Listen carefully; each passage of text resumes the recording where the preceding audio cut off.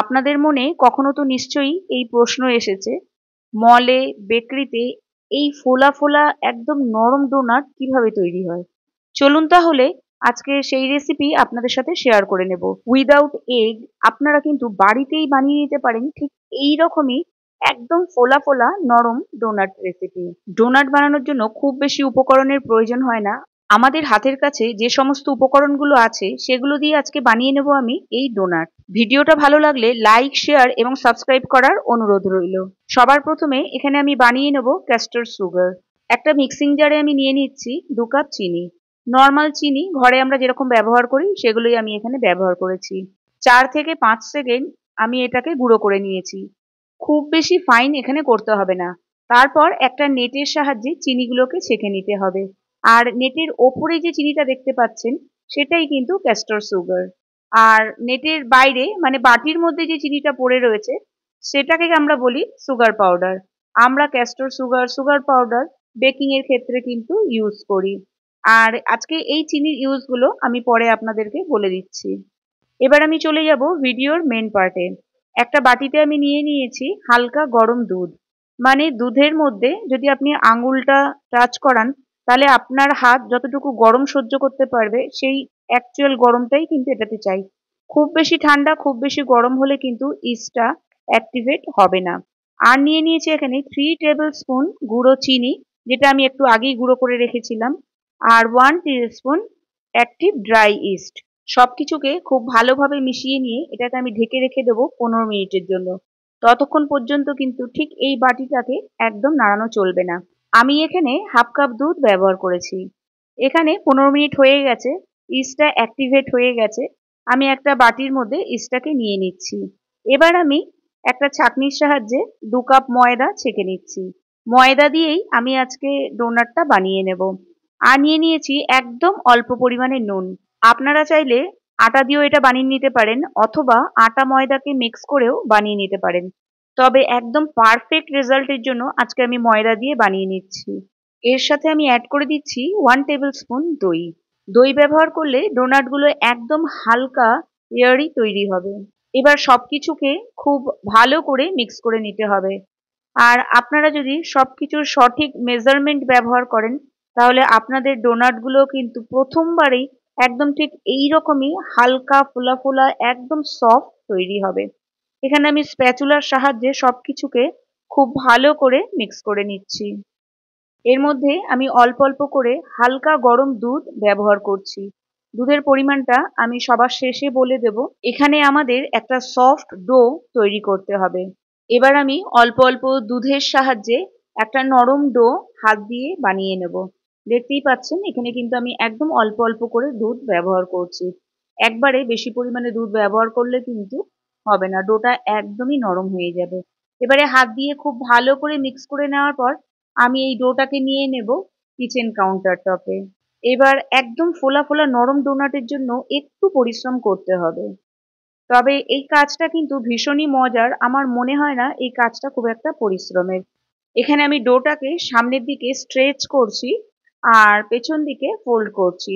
এই স্ট্রেচ আর ফোল্ড করেই কিন্তু ডোটাকে একদম সফট বানিয়ে নিতে হবে। এখানে আমি ব্যবহার করেছি 2 টেবিল স্পুন বাটার। বাটার ব্যবহার করলে ডোনাটের মধ্যে একটা বাটারি টেস্ট আসে আর ডোনাটটা ভীষণই টেস্টি হয়। বাটার দেওয়ার পর আবারও কিন্তু খুব ভালো করে ডোটাকে মেখে নিতে হবে। দেখতে পাচ্ছেন ঠিক একই রকম ভাবে আমি সামনের দিকে স্ট্রেচ করছি আর ফোল্ড করছি। এখানে আমি একটু স্পিড করে দেখিয়ে দিচ্ছি, ঠিক এইভাবেই কিন্তু করে নিতে হবে। প্রথম প্রথম আপনাদের হাতে একটু লেগে যাবে ঠিকই, দেখুন ধীরে ধীরে হাতটাও কিন্তু বেশ পরিষ্কার হয়ে আসছে আর কিচেন কাউন্টার টপ থেকেও কিন্তু ডোটা অনায়াসেই উঠে আসছে। তখনই কিন্তু বুঝতে পারবেন যে আপনাদের ডোটা একদম সুন্দরভাবে মাখা হয়ে গেছে। 15 থেকে 20 মিনিট সময় লাগবে। আমার এখানে 20 মিনিট সময় লেগেছে। ডোটাকে আমি একটা ভিজে কাপড়ের সাহায্যে ঢেকে রাখছি। আমি এখানে 1/4 কাপ দুধ নিয়েছিলাম, সেখান থেকে অর্ধেক আমার বেঁচে গেছে আর বাকি অর্ধেকটা আমি ডো বানানোর জন্য ইউজ করেছি। 10 মিনিট আমি ডোটাকে ঠিক এইভাবেই রেখে দিয়েছিলাম। এবার আমি 10 মিনিট পর ডোটাকে আরো একবার নিচের দিকে ফোল্ড করে নিচ্ছি, ঠিক যেভাবে আমি ছবিতে দেখাচ্ছি। এবার আমি ডোটাকে সমান ভাগে ভাগ করে নেব। ডোটা সমান ভাগে ভাগ করে নিলে দেখতেও কিন্তু খুব সুন্দর লাগে। সবকটা ডোনাট যখন একই সাইজের হয়। আমি এখানে ছুরির সাহায্যে ডোনাটগুলোকে কেটে নিচ্ছি। এখানে আমার টোটালে 6টা ডোনাট তৈরি হয়েছে।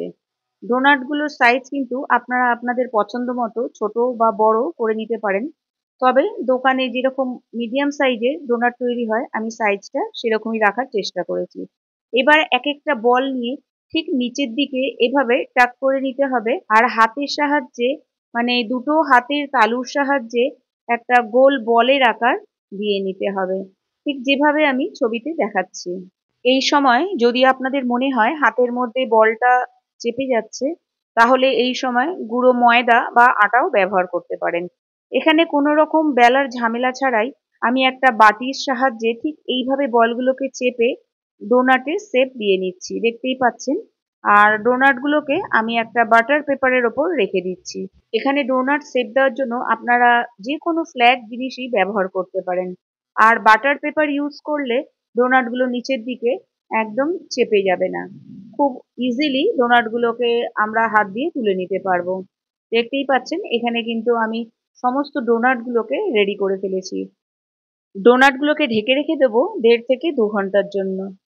ঠিক 1.5 ঘন্টা পর দেখতেই পাচ্ছেন ডোনাটগুলো ফুলে একদম ডাবল হয়ে গেছে। এবার আমি সেন্টার পার্টটাকে কাট করার জন্য একটা বোতলের ঢাকনা ব্যবহার করেছি। দেখতেই পাচ্ছেন পুরো পিলো টাইপের দেখতে লাগছে, ফুলে একদম ফ্লপি স্পঞ্জি হয়ে গেছে। ঠিক এইভাবেই যেভাবে আমি দেখাচ্ছি সেভাবেই আপনারা কাট করে নিতে পারেন, অথবা এই ঢাকনার জায়গায় আপনারা কিন্তু যে কোনো নজেলও ব্যবহার করতে পারেন। এদিক ওদিক খুব বেশি টাচ করবেন না, আর একটু সাবধানে কাজটা করতে হবে। আপনারা দেখতেই পাচ্ছেন এখানে ডোনাটগুলো কিন্তু একদম রেডি ফ্রাই করার জন্য। ফ্রাই করে নিলে কিন্তু বেশি টেস্টি লাগে। আপনারা চাইলে এগুলোকে বেকও করতে পারেন। চলুন তাহলে চলে যাই নেক্সট স্টেপে। তেলের টেম্পারেচারটা কিন্তু এখানে খুবই ইম্পর্টেন্ট। তেলটা হালকা গরম হতে হবে। আমি এখানে একটু টেস্ট করে নিচ্ছি। দেখতেই পাচ্ছেন একদম ছোট ছোট বাবলস আসছিল। এবার আমি বাটার পেপার সহই ডোনাটগুলোকে তেলের মধ্যে দিয়ে দিচ্ছি। আর সাইড থেকে ঠিক এইভাবে আমি তেলটা ওপরে ছড়িয়ে দিচ্ছি। কিছুক্ষণ পরে বাটার পেপারগুলো ঠিক এইভাবেই বেরিয়ে আসবে। গ্যাসের ফ্লেমটাকে লোতে রেখেই ডোনাটগুলোকে ফ্রাই করে নিতে হবে। গ্যাসের ফ্লেমটা যদি বেশি থাকে তাহলে ওপর থেকে কিন্তু ফ্রাই হয়ে যাবে, কিন্তু ভেতর থেকে ফ্রাই হবে না, কারণ ডোনাটগুলো কিন্তু যথেষ্টই মোটা। দেখতেই পাচ্ছেন ধীরে ধীরে ডোনাটের মধ্যে কালার চলে আসছে, আর বলার নিশ্চয়ই দরকার নেই ভীষণই একদম ফ্লপি হালকা তৈরি হয়েছে। ডোনাটগুলোকে উল্টে পাল্টে হালকা লালচে করে ভেজে নিতে হবে। এখানে ডোনাট কিন্তু একদম রেডি। এখানে আমি কোনো রকম ডিম ব্যবহার করিনি, তা সত্ত্বেও কিন্তু ডোনাটগুলো ভীষণই ফোলা ফোলা আর ফ্লপি তৈরি হয়েছে। দেখুন এখানে খুব সুন্দর রংটা এসছে, আর একদম গোল গোল তৈরি হয়েছে। আপনারা অবশ্যই বাড়িতে ট্রাই করবেন। আমার পক্ষে যতটা সম্ভব আপনাদের সাথে টিপসগুলো শেয়ার করেছি। যদি কোনো অসুবিধা হয় অবশ্যই আমাকে কমেন্ট বক্সে জানাতে পারেন।